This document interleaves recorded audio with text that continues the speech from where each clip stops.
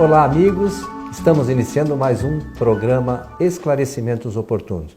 Para nós é sempre uma alegria poder estar aqui e falar sobre a doutrina espírita.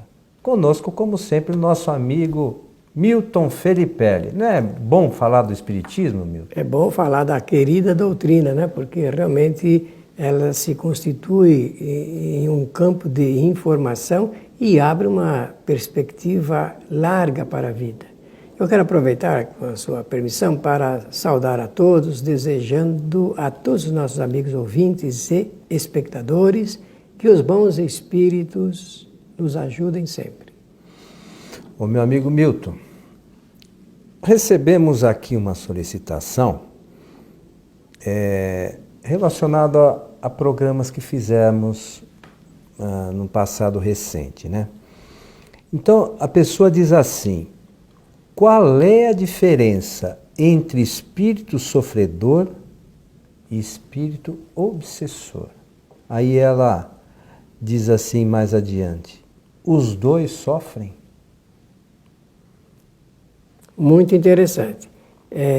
Eu me lembro bem de termos falado algumas vezes sobre as reuniões específicas que deve organizar um centro espírita, porque tem a parte de conhecimento teórico e tem a parte de conhecimento prático. O espiritismo proporciona isso. O resultado sempre é uma prestação de serviço espiritual. O centro espírita, o objetivo dele é, através do conhecimento, prestar um serviço de ordem espiritual. Então, o que nós falamos? Falamos que o centro espírita tem que ter as reuniões de estudos teóricos e depois da reunião de estudos teóricos, onde se conhece os fundamentos da doutrina espírita, ter a reunião de experimentação mediúnica, porque é realmente alvo do trabalho do centro espírita a mediunidade na prática, não é? Para saber se uma pessoa é médium, ostensivo, como se costuma chamar na doutrina, é preciso fazer reunião de experimentação. Depois de identificado, então, a pessoa que se revela como médium ostensivo deverá participar de uma reunião mediúnica para tratamento de espíritos sofredores e, dependendo da possibilidade do centro espírita, da reunião de doutrinação de espíritos obsessores. Aí tem as reuniões de instruções, Kardec chamou reuniões instrutivas, e são esses três tipos de reuniões mediúnicas que existem nos centros espíritas organizados. E essa identificação, espíritos sofredores e espíritos obsessores, causa realmente a necessidade de se fazer uma distinção. Afinal, o que é um espírito sofredor? Afinal, o que é um espírito obsessor? Então, essa linguagem é uma linguagem designativa apenas como referência, porque nós chamamos espíritos sofredores aqueles espíritos, e é uma quantidade inumerável, que desencarnam sob o processo da dor, sob o processo do sofrimento, ou dor chamada dor física, ou a chamada do sofrimento de ordem moral. Tudo é moral no fundo, mas é mais ou menos assim para melhor identificar. E aqueles espíritos maus, o tratamento junto aos espíritos maus, vingativos, odiosos, que levam consigo, então, esse sentimento de revolta, de agressão e procura realmente fazer aquilo que nós chamamos de justiça com as suas próprias mãos. Também é uma quantidade inumerável.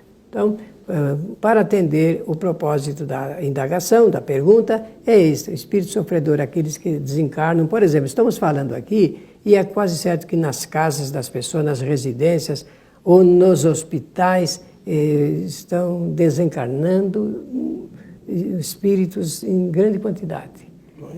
Esses, com certeza, vão acusar, vão registrar o sofrimento muito grande. E o centro espírita, então, ele abre esse espaço para os espíritos sofredores se comunicarem, apresentando o grau das suas dificuldades morais, revelam ali a dor, o sofrimento, a angústia, o desespero, a solidão, e o centro espírita tem um mecanismo ligado com a palavra amorosa, ligado com a palavra esclarecedora que ajuda esses espíritos. No caso dos espíritos obsessores, o assunto é mais sério, o assunto não é dessa maneira como eu falei, porque eles estão com o seu pensamento cristalizado na vingança, no sentimento de vingança. Porque a obsessão, no fundo, é o relacionamento entre espíritos imperfeitos moralmente por acontecimentos da vida aqui na Terra.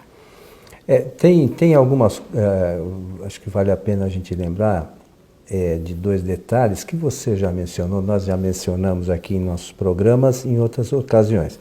Então, o objetivo do centro espírita e do espírito, do modo geral, é os que sabem mais ensinar aqueles que sabem menos. Homens e espíritos. Homens e espíritos.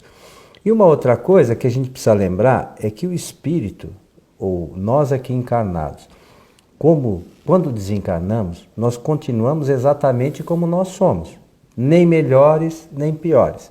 Então, um dia nós vamos desencarnar, a desencarnação não vai nos fazer perfeitos, não vai nos tornar espíritos infalíveis. Nós vamos ter o conhecimento que nós temos hoje, alguns detalhes talvez a mais, que são lembranças do espírito em si, mas não vamos ser nenhum espírito maravilhoso, infalível e tal. Mas o que acontece? Muitos desses espíritos que desencarnam têm um conhecimento, às vezes, científico muito grande, né, meu? E o moral nem sempre muito bom. E esses espíritos, quando no mundo espiritual, se eles têm, vamos dizer assim, um pouco de raiva, como você mencionou, eles são, com a inteligência que eles têm, eles podem atuar de uma forma especial, no mau sentido, arquiteto mesmo. Arquiteto, para prejudicar as pessoas. Já os sofredores, eles desencarnaram por algum problema de doença, por exemplo, e passam por circunstâncias ainda que o conhecimento não os trouxe à luz, né? Mas tanto um quanto o outro, de uma certa forma, acabam sofrendo, eu entendo. É verdade. Porque o sofredor sofre por achar uma série de coisas. O obsessor, ele sofre também no íntimo. Ele acaba sofrendo, porque aquele rancor, no fundo, é um sofrimento. Claro que sim. Né? Então, os dois, no fundo, são sofredores, embora alguns achem que não são, né? Não, com certeza é isso mesmo. A desencarnação, ela por si não altera a personalidade do espírito. E o espírito leva consigo todos os seus gostos, preferências e tudo mais, seu conhecimento, como resultado da sua cultura espiritual. E esse assunto do obsessor é preciso ser levado em conta, mas com muito cuidado. Um cuidado tal que a gente com o tempo vai aprendendo realmente a entender o grau de sofrimento por que passa o espírito com esse sentimento de vingança, porque no fundo ele foi lesado. Ou acha que foi, né? Muitas vezes. Não, mas na maioria das vezes foi mesmo. Né? Na maior parte das vezes é realmente isso que aconteceu. Então ele se considera na condição de tentar resgatar, porque aquilo que nós chamamos, ele está pretendendo fazer o mal para alguém, no fundo, para ele é um grande bem. Ele considera dessa forma, porque ele vai se vingar de alguma coisa que aquele que está recebendo hoje a agressão fez para ele. Então, nós temos que tomar muito cuidado, é um assunto delicadíssimo, por isso nem todos os centros espíritas possuem ou têm condições de manter uma reunião específica para tratar dos espíritos obsessores. Mas seria interessante se tivessem, porque a orientação, por exemplo, que nós temos dos espíritos da nossa casa, que são a quantidade de espíritos, necessidades de atendimento, é muito grande.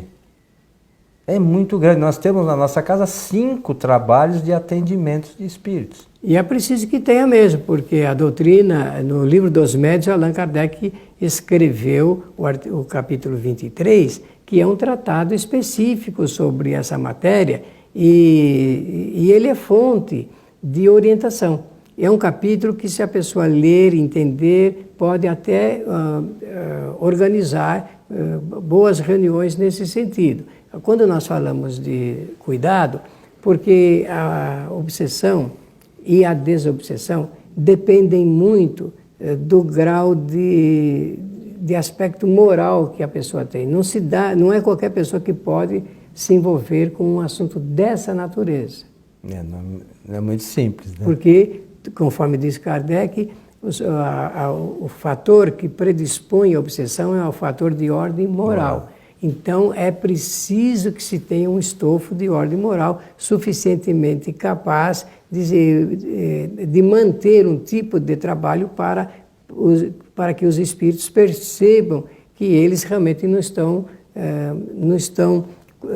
cumprindo bem, que o que eles estão fazendo não é certo e tudo mais. Eu falei que a nossa casa tem 5 trabalhos relacionados a isso, mas eu conheço casos que tem mais de 20, sim, né? É só como referência, sim, isso sim, não é pouco nem muito, o ideal é que tivesse mais, eu acredito, né? Mas o problema todo também, né, nessas relações, né, Milton, de espíritos sofredores nas casas espíritas, e os obsessores, eles de alguma forma, os sofredores, por exemplo, eles acabam, como os obsessores, se aproximando por vezes de pessoas e pela similitude de pensamento, tá certo? Com certeza. Similitude é a palavra certinha. Então, entra na mesma sintonia, como nós atraímos os espíritos através dos pensamentos, isso já é muito pacífico na compreensão doutrinária do espiritismo, então nós nos associamos aos espíritos que estão pensando da mesma forma. E quando uma pessoa diz assim, olha, eu estou sentindo que eu não estou muito bem acompanhado espiritualmente, tem alguém me prejudicando, é porque tem a ver com o nível do pensamento que ela elabora. O pensamento é tudo. A maneira como nós pensamos nos ajusta aos espíritos desencarnados. Tanto que Allan Kardec diz, quer saber com quem você convive espiritualmente? Diga para mim como é que você pensa. E aí nós podemos mostrar a identificação de ordem espiritual. Eu gostaria de reforçar um detalhe, porque a pergunta ela é muito específica, está perguntando qual é a diferença, e depois ela faz um acréscimo, os dois não sofrem, os dois tipos. Claro, o sofrimento, ele é a tônica dos espíritos que passam pelas experiências aqui na Terra, é a tônica, quer dizer, o objetivo. Os espíritos que fazem parte da nossa humanidade são espíritos ainda muito necessitados, espíritos imperfeitos moralmente e intelectualmente e, portanto, como resultado de vida, tem sempre o sofrimento como companheiro. E isso aí é para identificar o que nós precisamos fazer para melhorar ainda o padrão ou a qualidade da nossa vida. E nós não podemos esquecer que esses espíritos somos nós amanhã, né? Nós fazemos parte desse grupo de espíritos e nós também temos as nossas imperfeições que precisamos trabalhar para quando retornarmos para o mundo espiritual não sermos nem obsessores nem sofredores, né, Milton? Mas tem uma questão importante, Milton, que eu acho como é que trata isso. Porque tem gente, às vezes, que por similitude de pensamento acaba atraindo um espírito. Aí começa a sentir uma certa dor. Vai no médico, faz todos os exames possíveis e imaginários, fisicamente ainda não tem nada, né? Como é que esta pessoa tem essa sensação? Porque a gente sabe... É sintomático isso daí. Sim, pelos sim. sintomas. Não, mas como é que o espírito atua sobre essa pessoa para que ela tenha dor em tal lugar? Então, é isso que eu estava mencionando. Como é sintomático, o processo é empático. A empatia é nós registrarmos o que as pessoas estão sofrendo, estão sentindo. Isso vem pelo pensamento. A mediunidade é um veículo, né, como nós sabemos, é um processo, é uma ferramenta, é uma faculdade que os seres humanos têm, exatamente através da mediunidade que nós nos ligamos aos espíritos. E a pessoa acaba realmente sofrendo, passando por essa experiência de dor que o espírito está registrando, que ele, na imaginação dele, está sofrendo. Ele imagina que tem, porque o espírito que tem uma doença. Não tem doença alguma. E também não tem órgão, que é fluido. Não tem nada. Né? Entretanto, a pessoa acaba registrando sintomaticamente o que o espírito está passando. E ela pensa que está doente e vai ao médico e faz os exames necessários e o médico diz, não tem nada, do ponto de vista do corpo não tem nada. É engraçado, só para lembrar às vezes que as pessoas falam, poxa, mas o espírito não tem órgãos e ele tem as sensações. A gente não vê pessoas encarnadas que amputa o pé, por exemplo, e parece que sente coceira no pé. Ou então que está sentindo ainda a perna. E tal. Então, o espírito, ele guarda as sensações. Fisicamente, ele não tem nada. Sim. Então, não é isso? Olha, tudo isso demonstra, como o Kardec mostra, não é? Mostra que tudo passa pelo pensamento. Tudo é o pensamento. O pensamento é tudo em nossa vida. É o encaminhador das soluções ou dos registros que o espírito sente quando está encarnado ou desencarnado. E ainda em relação ao que fez a pergunta, a nossa ouvinte ou espectadora, é lembrar-se de que, do ponto de vista de matéria, fica tudo na ordem dos fluidos. Isso é uma onda de fluidos. E se nós entendermos o que são os fluidos, como conviver com eles, como utilizá-los, ficará melhor até o processo para se desalojar essas influências junto às pessoas que as estão sofrendo. Agora, esse assunto, ele é sério e merece, além do estudo, um cuidado das pessoas. E nós falamos dos espíritos sofredores e a ação dos espíritos obsessores é a mesma coisa. É idêntico. Pelo pensamento, eles agem e atuam sobre nós e nós acabamos passando por circunstâncias ou sendo levados de alguma forma a fazer coisas negativas, não é isso? Isso mesmo, e pelo propósito, lembrar que ninguém sofre coisa alguma se não criou ou se não merecer. Quando alguém diz, eu tenho um espírito obsessor na minha casa, porque é muito comum essa forma de dizer, significa que algo conduziu essa situação para ser desenvolvida ali. Nada é gratuito, tudo tem a ver com o que a pessoa necessita, merece ou faz a criação por conta do seu comportamento.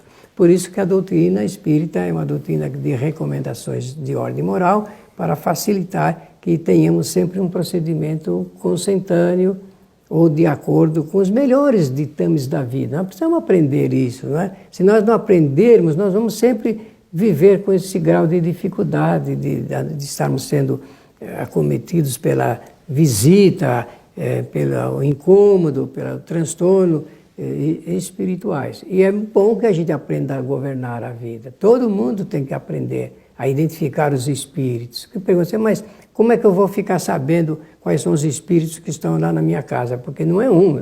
São sempre muitos. De acordo com o nível dos nossos pensamentos, as nossas aspirações e tudo mais. Os espíritos, Milton, como você falou, eles estão ao nosso lado, em todos os instantes, na nossa casa, no local de trabalho, no centro espírita, na rua, no ônibus.